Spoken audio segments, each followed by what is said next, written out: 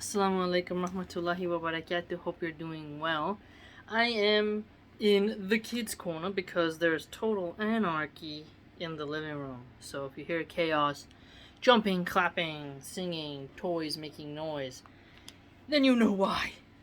Okay. Hubby's eating some delicious food I made. Alhamdulillah. So I thought I'd squeeze in some videos para ti. This is from the Hunter magazine that I subscribe to. And I have all of them that I've read, but I've marked which ones I have uploaded, and so I'm going through them and realizing which ones I didn't do videos on, concerning a section in here that deals with the armed citizen, what I called the safe citizen in this series. Okay, it's also on a playlist, and I wanted to go through it with you. Basically tells stories of people who utilize their Second Amendment rights in a positive way. The reason why I like covering it is because there are a lot of people who enjoy being weak and think that stronger people who are more responsible don't deserve rights to the Second Amendment because they themselves feel inadequate, so they think they can vote away our rights. And in Islam, there is nothing that says you're not allowed to have tools of self-defense, and there is no law that says women don't have a right to tools of self-defense. So be mindful of people who try to say women can't protect themselves. So with this issue, it was the March 2023 issue, okay? Let's begin.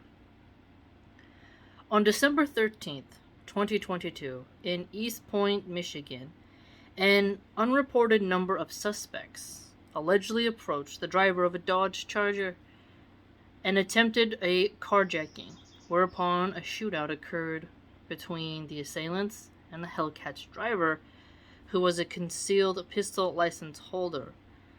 One of the suspects, a 27-year-old man, was wounded before driving away in a stolen Chevy Impala. He later showed up at a local hospital with a gunshot wound to the leg, but left before authorities could arrive.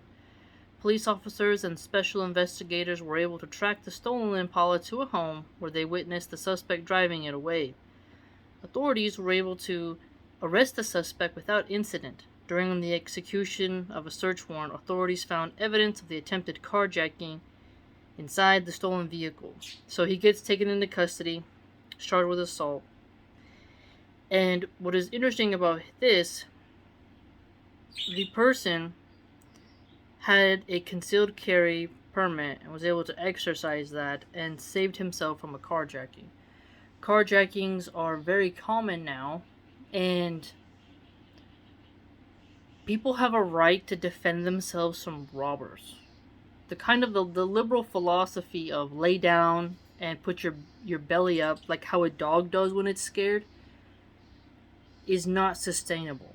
So if you've ever seen dogs who, when you go to raise your hand, some dogs they crouch, some they roll over and they expose their belly, which is a sign that the dog is very vulnerable and broken in because it has no of its wolf spirit, for lack of a better term, left in it, where other dogs will growl at you like they're smart, they're not just going to let you beat the crap out of them. But a really dumb, docile dog chooses to roll over and expose their belly, which is their most vulnerable part. Just like when you see two dogs kind of meet each other, the dog that rolls on its back is the weaker dog, right? So liberals in so many of these states, they are trying to condition people to let the criminal rule. And the way they do that is by making theft legal, basically. So in San Francisco, if you look up the Walgreens and the CVS's, how they've put everything behind a lock and key because of the amount of theft that happens, because how they passed the law that says if you steal under like $800, $900, you can't go to jail. You just get let out. You don't get arrested and stuff like that, and the police won't respond to that call. So mass looting has happened so many times where people just walk in, take things, and leave. And if you follow some different accounts who report on this on Twitter and YouTube, you'll see that it's causing a serious problem and businesses are leaving very liberal, progressive run areas. So it's important to know that you don't need to put your belly up to criminals. And so, carjackings, home invasions, robberies, these are all signs that the population, the law-abiding citizens, have to defend themselves.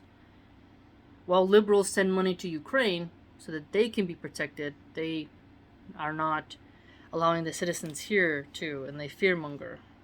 The next one was a suburb in Vancouver, Washington, which was usually considered safe, turned into a crime scene on the night of December 15th, 2022, when a man broke into a second-story window and got into a confrontation with the homeowner. The homeowner, however, was able to defend himself, shooting the intruder, and was later pronounced dead at the scene. So here we see that person busted in a second-story window. You're chilling, minding your own business, and the criminal came to you. You have a right to put that criminal where he belongs, in the dirt. In some liberal states, they tell you that you have to leave, seek safer ground, abandon your home. They don't have, stand your ground laws. They don't have castle doctrine laws, basically where you have a right to use lethal force for someone who's trespassed and burglarized your property. Liberals say, no, you have to just let them steal from you and plunder like they were raiders and just deal with it. You don't have a right to make them stop. You have to scurry away and make the criminals more and more bold to hurt other innocent people. And so, when you hear stories like this, where a homeowner had a firearm to defend themselves, it's beautiful. I really admire that. Because crime will always exist and illegal weapons will always be smuggled in. So you have a right to take out that criminal. During an investigation, police spoke with a neighbor who said the same man allegedly tried to unsuccessfully gain access to her home prior to this incident. He had tried their door, but when she opened it, he claimed he thought his mother lived there, and then tried again to enter. She was able to close and lock the door. However, the man apparently then turned his attention to the neighboring residents. No charges have been filed against the homeowner who defended himself against the intruder. Beautiful. Just awesome. This scumbag tried to break into a home where there was a woman. And see, women have to remember that a man can strangle you with his bare hands. Okay? Even if a criminal breaks in with no gun, he could violate you right there. And you have a right to not allow yourself to be violated by a criminal. And you are within your God-given right to put him in the dirt if he tries to take advantage of you. You don't have to roll over on your belly so a man can earn pleasure while he robs your home. No.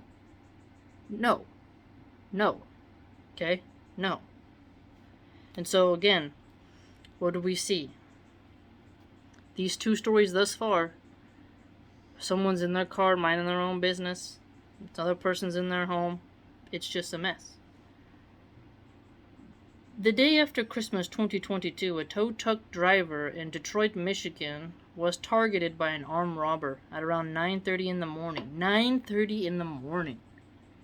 I mean, when you're going about getting ready to have your breakfast or you're picking up your extra coffee, get your day going, some criminal is out there thinking hey, it's time to go.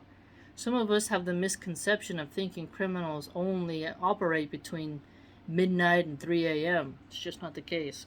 Crime never sleeps. The armed suspect approached the driver, attempting to rob him. The driver had his own firearm, however, and he shot the assailant, resulting in his death. Beautiful. And then we see further here that it says, but the owner of his and other tow truck company indicated that this incident highlights the problem of many in the industry not allowing their drivers to be armed due to concerns with insurance. So what's sick here is that tow truck drivers have no idea who they're going to encounter or where they're going to have to go in what neighborhood. Detroit is a pretty dangerous area. So tow companies should allow their drivers to protect their life. Okay? Think about how much information is in your phone, your wallet. Why should it be easy pickings for criminals? We have to make criminals' lives as difficult and horrible as possible.